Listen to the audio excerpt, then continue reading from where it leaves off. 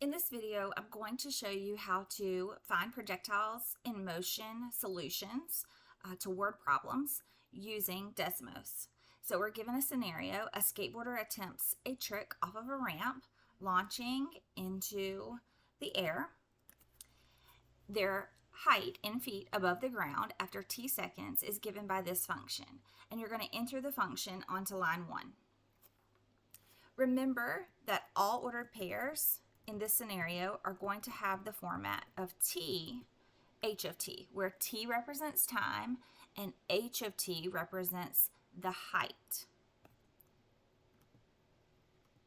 I've labeled my axis. So on the y-axis I have the height, and on the x-axis I have time. I've adjusted the window using this little wrench right here, and you can pause the video and set yours up like mine to better view the parabola. And we're going to dive right into some questions. So what was the height of the skateboarder at takeoff? Well, takeoff is when t is 0. So I'm looking for, on my x-axis, t, time, to be 0. And if I click anywhere on this red line, right, on the function, you'll see these gray dots appear. These are key features of the parabola. And right here is the y-intercept. This is when time is 0, the height is 4. So the initial height at takeoff is 4 feet because height is in feet. All right, part 2. How high does the skateboarder go, and at what time does this occur? All right, so if we start here, we can see the path of the skateboarder. It goes all the way up to this highest point, and it's at 1.540. So again, time, height. 1.5 seconds reaches a height of 40 feet. This is called the maximum. It's the highest point on the parabola. You might also see parabolas in some examples flipped upside down, and that lowest point is called the minimum. This occurs at the vertex of the parabola. All right, next part. When does the skateboarder land back on the ground? Now we're looking at the ground. So the ground is 0 feet high. That happens on the x-axis.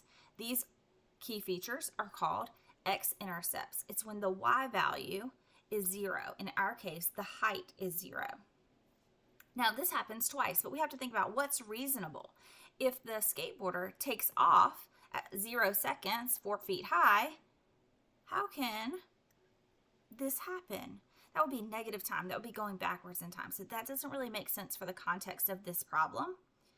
So we will use this x-intercept for our solution. 3.08 seconds, or 3 800 seconds. Part 3. What is the skateboarder's height after 3 seconds? Now this was a little bit more than 3 seconds, and 3 seconds is time. So here's what we can do. We can say the height at 3 seconds. I'm just using function notation. I'm replacing t with 3 because t is equal to 3. And you can see that Desmos will evaluate that function for me. It tells me 4, and I have to know 3 seconds means that this 4 is feet, so 4 feet. And if I look at my graph right here, I can see 3, 4. If h of 1 equals 36, what does this mean in the context of the problem? So what you can do is you can rewrite this as 1, that's the time, 36, that's the height. So at 1 second, see on the x-axis, 1 second, a height of 36 feet. So the skateboarder would be 36 feet high after 1 second. All right, domain and range. What is a reasonable domain and range for this situation? Domain is the amount of time that this situation would occur. And we know that that started at 0 seconds, and it continued all the way until the skateboarder landed back on the ground again. So we're looking at the time for the domain, the x values, from 0 to about 3.08. And then the range. The range is the height, all of the reasonable heights for this situation.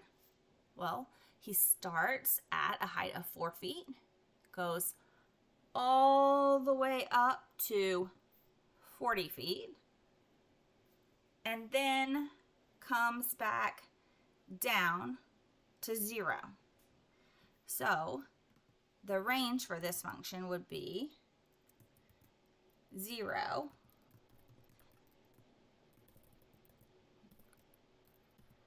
to 40.